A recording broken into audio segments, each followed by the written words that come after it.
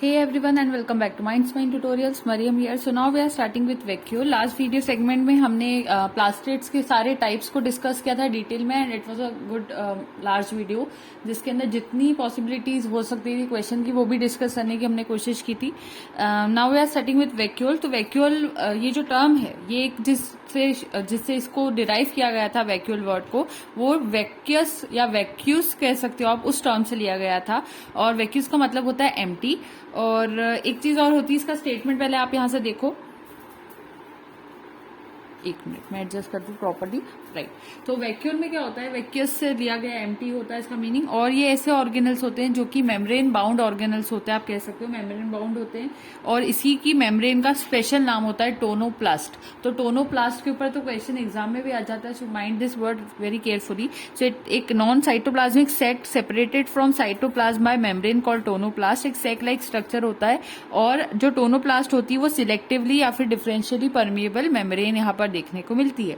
अब normally vacuoles दो तरह के हम देखते हैं. एक होते हैं एनिमल सेल्स में पाए जाने वाले वैक्यूल्स और प्लांट सेल्स में पाए जाने वाले वैक्यूल्स. एनिमल सेल्स में जो वैक्यूल होते हैं वो जनरली स्मॉल वैक्यूल होते हैं, छोटे होते हैं. और जैसा कि मैंने आपको पहले भी बताया था, जनरली ऐसा होता है कि कोई चीज अगर छोटी होती है तो उसका अमाउंट फिर बाय डिफॉल्ट बढ़ता हुआ दिखाई देता है. तो स्मॉल वैक्यूल्स होते हैं, इसलिए बहुत सारे वैक्यूल्स यहाँ पर हमें देखने को मिलते हैं एनिमल सेल के अंदर. वहीं अगर हम प्लांट सेल की बात करते हैं तो यहाँ पर सिर्फ एक वैक्यूल होता है. और एक वो वैक्यूल जनरल केस में मैं कह रही हूँ, कभी कभी प्लांट सेल में भी ऐसा हो सकता है एक से ज्यादा वैक्यूल हो, लेकिन जनरल केस में बताऊं नॉर्मल प्लांट सेल्स में हमेशा एक लार्ज वैक्यूल देखने को हमें मिल जाता है. लेकिन ये मेरिस्टेमेटिक सेल में एब्सेंट होता है. वैक्यूल आपको एब्सेंट मिलेगा मेरिस्टेमेटिक सेल में. इसी तरह से बैक्टीरिया और जो माइकोप्लाज्माज होते हैं उसमें भी जो वैक्यूल होते हैं वो एब्सेंट होते हैं. तो कहाँ कहाँ एब्सेंट हो रहे हैं, मेरिस्टेमेटिक सेल में, बैक्टीरिया में एंड माइकोप्लाज्मा में. And you would be familiar from your previous classes too कि माइकोप्लाज्मास को हम जो एक और टर्मिनोलॉजी देते हैं पीपीएलओ कहते हैं. इसको joker of the animal kingdom कहा जाता है. और पीपीएलओ का फुल फॉर्म होता है प्लूरो निमोनिया लाइक ऑर्गेनिजम्स. तो अगर आपको इतनी डिटेल नहीं पता एनिमल डाइवर्सिटी की तो अभी के लिए तो इतनी सफिशिएंट है. और फिर भी ऐसा लगता है कि हमें नहीं पता है एनिमल डाइवर्सिटी, सिस्टमैटिक्स, टेक्सोनॉमी, ये सारी चीजें जो होती है, then you can ping in the comment section below so we can take the next chapters on the topic diversity too. तो मेरे पास एक सजेशन उसका भी आ जाएगा, ये आपके लिए एक चीज रहेगी. नेक्स्ट थिंग यहाँ पर हम बात करते हैं प्लांट्स में. ये जो एक बड़ा वैक्यूल होता है ये इसके अंदर सैप रहता है, सैप जैसा कुछ भरा होता है. तो एक बड़ा वैक्यूल है जिसमें सैप भरा होता है और इसी वजह से इसको सैप वैक्यूल भी बहुत हद तक कहा जाता है. अब जो सैप वैक्यूल होते हैं उसमें रहता क्या है, तो सैप वैक्यूल में वाटर रहता है, मिनरल रहते हैं, सॉल्ट्स रहते हैं, शुगर रहती है, अमीनो एसिड रहते हैं. तो ये प्लांट्स के जो सेल के फंक्शंस होते हैं उसमें हेल्प करता है, इसलिए सैप वैक्यूल होता है. तो सैप वैक्यूल का और क्या फंक्शन हो सकता है, तो मैं फंक्शन भी लिख देती हूँ सैप वैक्यूल का. अच्छा, आप लोग सोच रहे हो कि मैं सिर्फ सैप वैक्यूल पर इतना फोकस क्यों करवा रही हूँ, क्योंकि एज यू ऑल नो ये बॉटनी की प्लेलिस्ट चल रही है, that's why we are focusing more on the botany things. तो फंक्शन इसका होता है, पहला होता है स्टोरेज. स्टोरेज किस चीज का, इन सब चीजों को कर ही रहा है स्टोरेज, तो स्टोरेज करता है. दूसरा इसका फंक्शन होता है टर्गर प्रेशर को मेंटेन करना, टर्गर प्रेशर को मेंटेन करना. तो ये एक और फंक्शन होता है सेल एलोंगेशन. ये सारे फंक्शंस हमने यहाँ पर ऐड कर लिए. अब वैक्यूल्स को टाइप्स के बेसिस पर भी हम समझ सकते हैं. यहाँ पर बुक में थोड़ा सा टेक्स्ट लिखा हुआ है, पहले हम वो भी देखेंगे यहाँ से. तो टेक्स्ट अगर आपके सामने आप यहाँ देख पा रहे हैं तो यहाँ पर क्या लिखा है ध्यान दीजिएगा.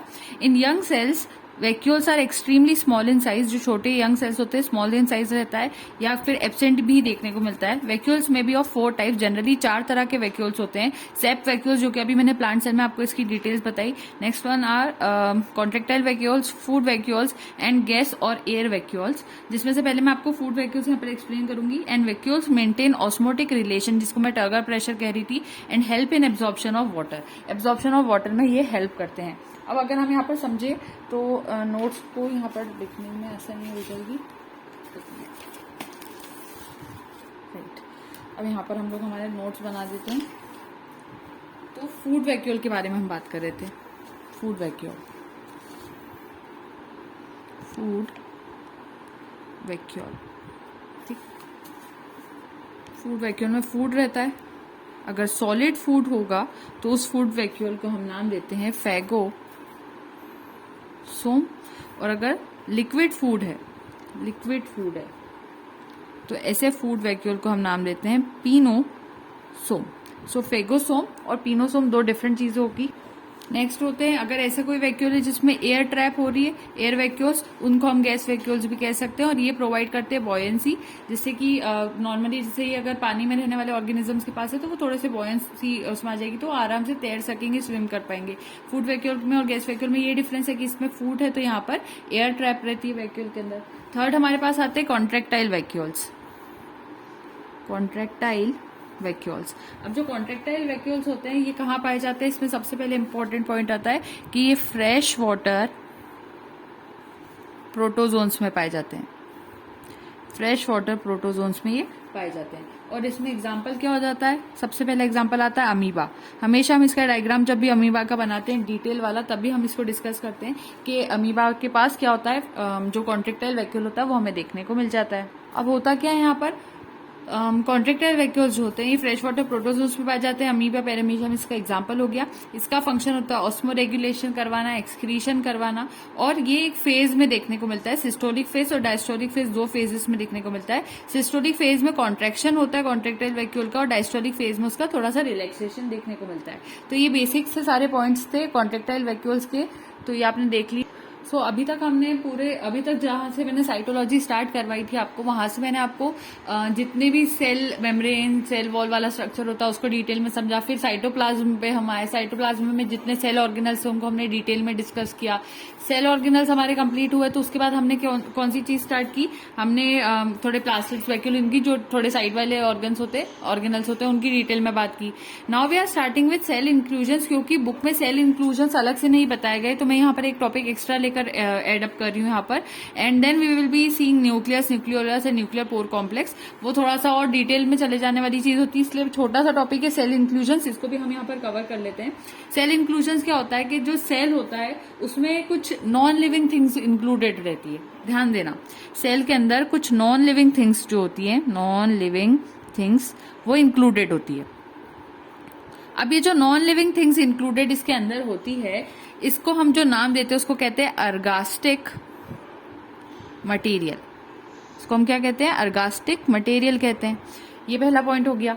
या फिर आप इसको डिक्टियोप्लाज्मिक मटेरियल भी कह सकते हो। तो बुक में अर्गास्टिक मटेरियल, डिक्टियोप्लाज्मिक मटेरियल, अगर आप जो डिटेल बुक्स भी पढ़ी होगी आपने आपकी मतलब प्रीवियस क्लासेस में, तो आपको पता होगा ये नेम्स होते हैं। अभी क्या होता है ना स्टूडेंट्स, आप सोच रहे होंगे बहुत सारी चीजें बुक में नहीं मेंशन होती, तो क्या होता है वो लोग बुक को ऐसे अरेंज करते हैं कि लास्ट टाइम में, लास्ट मिनट में बच्चे जल्दी जल्दी रिविजन कर पाए और ऑब्जेक्टिव्स पे ज्यादा फोकस कर पाए। तो थोड़ा बहुत थ्योरी पोर्शन उसमें रहता है, लेकिन थ्योरी पोर्शन फिर भी इस बुक के अंदर बहुत अच्छे से दिया गया है। मैं हमेशा रिकमेंड करती हूँ स्टूडेंट्स को कि बुक बहुत, मेरे हिसाब से तो बहुत अच्छी है, क्योंकि इतनी थ्योरी फिर भी कवर कर लेना, फिर ऑब्जेक्टिव्स भी अच्छे से एडअप कर देना, इट्स अ गुड जॉब। और बुक भी एक सिंगल बुक रहती है। और पेजेस कितने रहते हैं इसमें टोटल अगर हम देखें, मतलब आप समझ सकते हो 600 के आसपास होते हैं, 600 पेजेस के आसपास बुक में पेज रहते हैं। तो 600 पेजेस का भी हम एक रेशियो अगर हमारे माइंड में बना ले कि हमें कैसे कंप्लीट करना है लास्ट 2-3 मंथ्स में भी, तो फिर भी काफी हेल्पफुल रहती है, क्योंकि something is always better than nothing. ऐसा हो नहीं सकता कि अगर हम कुछ मेहनत कर रहे हैं और उसका भी हमें कुछ बेनिफिट ना मिले, ऐसा बिल्कुल भी नहीं होता। तो कुछ स्टूडेंट्स मुझसे हमेशा पूछते हैं कि ये बुक सफिशियंट है क्या, इसके अलावा कुछ नहीं पढ़ेंगे तो हो जाएगा क्या। ऐसा नहीं होता। अगर आपके पास टाइम है तो आप और बुक भी अपने कोर्स में अपने पूरे जो आपका शेड्यूल है उसमें ऐड कर सकते हैं, लेकिन अगर आपके पास टाइम नहीं बचा है तो फिर ये बुक रहती है। ठीक है, तो ये पॉइंट हमेशा मैं क्लियर करती हूँ कमेंट सेक्शन में, बट स्टिल चाहे नए स्टूडेंट्स आते हैं तो उनको फिर डाउट रह जाता है, तो वीडियो के बीच में आज इसको थोड़ा सा क्लियर कर रही थी। अब हम लोग आगे बात करते हैं कि नॉन लिविंग थिंग्स क्या क्या हो सकती है सेल के अंदर। तो सेल में पहली नॉन लिविंग थिंग तो हम ऑलरेडी जानते हैं, फूड होता है। जो खाना होता है वो भी तो नॉन लिविंग थिंग होता है। अब ये जो फूड होता है वो किस फॉर्म में हो सकता है, स्टार्च ग्रेन्स के फॉर्म में हो सकता है। एक तो ये हो जाएगा, स्टार्च ग्रेन्स के फॉर्म में होता है। और जब भी स्टार्च ग्रेन के फॉर्म में फूड होता है वो कैसे होता है, ये फॉर एग्जांपल हाइलम है, हाइलम के आसपास ऐसी स्टार्च की लेयर होती है, ये लेयर्स होती है स्टार्च की, ऐसे फॉर्म में होता है। अब ये जो चीज होती है ऐसे फॉर्म में जब स्टार्च ग्रेन्स पाए जाते हैं, ये एग्जाम्पल किस में पाया जाता है, पटेटोज में, राइस में, यहाँ स्टार्च होता है, तो इनके एग्जाम्पल आ गए। तो ये यहाँ पर और भी लिख दिया मैंने, जैसे कि ग्लाइकोजन ग्रेन्यूल्स होते हैं वो भी फूड ही होता है एक तरह का, और नॉन लिविंग मटेरियल होता है। उसमें एग्जांपल आता है लिवर, मसल्स। प्रोटीन की बात की जाए, प्रोटीन के फॉर्म में भी फूड हो सकता है। एल्यूरॉन प्रोटीन इन मेज एग्जांपल हो जाएगा। ऑयल ड्रॉपलेट्स आ जाते हैं। ऑयल ड्रॉपलेट्स एडिपोसाइट्स में हो सकते हैं, कैस्टर सीड्स में हो सकते हैं, ग्राउंड नट्स में हो सकते हैं, इतने एग्जाम्पल हो सकते हैं। तो यहाँ पर ये जो फूड मैंने शुरू करा था वो कंप्लीट हो जाता है। अब उसी तरह से सेकेंड कैटेगरी हम यहाँ पर ले लेते हैं इनऑर्गेनिक सब्सटेंसेज की। इनऑर्गेनिक सब्सटेंसेस के फॉर्म में क्रिस्टल्स आते हैं, जिसके फॉर्म में ये नॉन लिविंग मटेरियल, सेल के जो अर्गास्टिक मटेरियल्स है वो हो सकते हैं। जैसे पहला मैं ले रही हूँ सिलिका के फॉर्म में। सिलिका के फॉर्म में क्रिस्टल्स ग्रास के अंदर देखने को हमें मिलते हैं। इसके अलावा एक होते हैं कैल्शियम कार्बोनेट। एग्जाम्पल में कैल्शियम कार्बोनेट को हम सिस्टोलिथ भी कह सकते हैं। यहाँ पर सिस्टोलिथ के क्रिस्टल्स, सिस्टोलिथ। तो ये किस में हमें देखने को मिलते हैं? जो एपिडर्मल सेल्स होते हैं, EPI epidermal cells of, epidermal cells of Momordica, ठीक है। उसके अलावा कैल्शियम ऑक्सिलेट के क्रिस्टल्स भी हो सकते हैं। कैल्शियम ऑक्सिलेट के क्रिस्टल्स भी हो सकते हैं, जिसको हम क्या कहते हैं? रैफाइड्स कह सकते हैं। रैफाइड्स, RAPHIDS। रैफाइड्स हमें कहाँ मिल सकते हैं? इकॉर्निया में मिल सकते हैं। जो वाटर हाइसिंथ होता है, इकॉर्निया वाटर हाइसिंथ जो होता है, वहां तक पाए जा सकते हैं। ये इनऑर्गेनिक सब्सटेंसेज। तो ये इनऑर्गेनिक सब्सटेंसेस कंप्लीट हो गए। इसके अलावा कुछ गैसेस भी अंदर हो सकती है, जैसे oxygen, carbon dioxide, nitrogenous gases, जो कि अर्गास्टिक मटेरियल में आप इंक्लूड कर सकते हैं।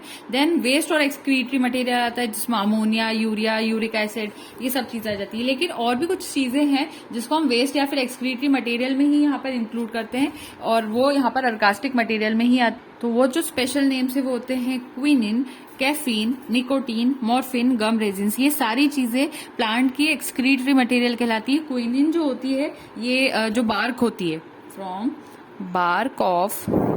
बार्क ऑफ सिनकोना प्लांट, वहां से हम एक्सट्रैक्ट करते हैं क्विनिन को। जो सिनकोना प्लांट होता है, कुछ बच्चे इसको सिनचोना भी कहते हैं, but cinchona is more right word. तो प्लीज थोड़ा से प्रोनाउंसिएशन को यहाँ पे ध्यान रखिएगा वाइल गिविंग योर वाइवास। तो from bark of cinchona plant से क्विनिन को हम एक्सट्रैक्ट आउट करते हैं। और कैफीन, जो कि हम कॉफी, आपको पता है कॉफी में पाया जाता है। निकोटिन थोड़ा टबैको, इन सब चीजों में होता है। मॉर्फिन भी यहाँ ड्रग्स वगैरह से रिलेटेड थोड़ी चीजें होती है। गम एंड रेजिन्स भी आपको पता होगा। गम तो जो होता है, जब जैसे आपने सुना होगा कि जैसे जो after delivery to the women gum की डिशेज उन्हें दी जाती है, because it is thought to be very helpful and very nutritious for women who had just delivered the baby. तो उनके लिए यहाँ पे उसकी डिशेज होती है। तो ये सारे पॉइंट्स मैंने आपको एग्जांपल बता दिए कि कहाँ क्या रिलेटेड होते हैं। तो ये सभी चीजें वेस्ट और जो एक्सक्रीटरी मटेरियल होता है प्लांट का, उसी में काउंट होती है। सो द थिंग इज कि यहाँ पर अर्गास्टिक मटेरियल पूरी तरह कंप्लीट हो जाते हैं। And now we are left with only the nucleus part in this chapter, then we will be completely sorted for the cell biology part. तो न्यूक्लियर पोर कॉम्प्लेक्स और ये सारी चीजें ही रह जाएंगी।